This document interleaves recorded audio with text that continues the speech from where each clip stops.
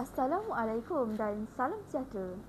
Nama diberi Nur Alia Kesara binti Muhammad Zulkifli.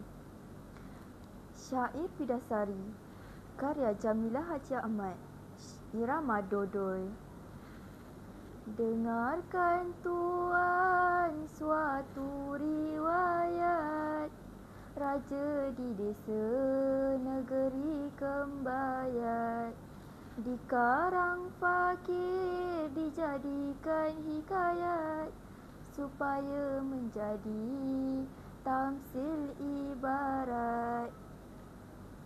Ada raja suatu negeri, Sultan Khalifah Akas Bestari. Asalnya baginda raja yang bahari, melimpah ngadil dagang senteri. Hairan orang empunya tamasya, baginda itulah raja perkasa.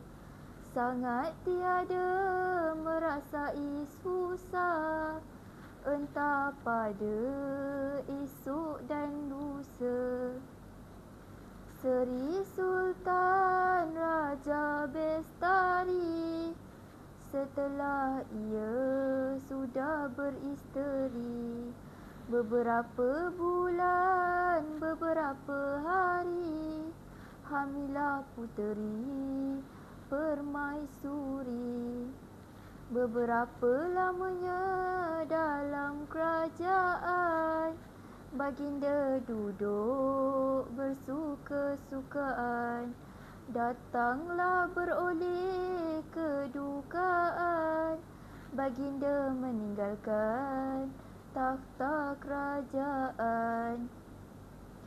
Datanglah kepada suatu masa, melayanglah unggas dari angkasa.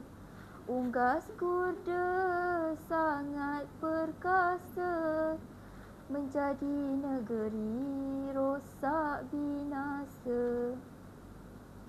Datanglah menyambar suaranya bahana, gempalah sekalian mulia dan hina.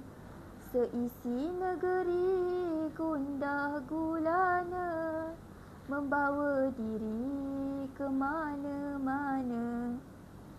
Baginda pun sedang dihadap orang, mendengar gempar seperti perang. Bertitah baginda raja yang garang, gempar ini apakah kurang? Sekian, terima kasih.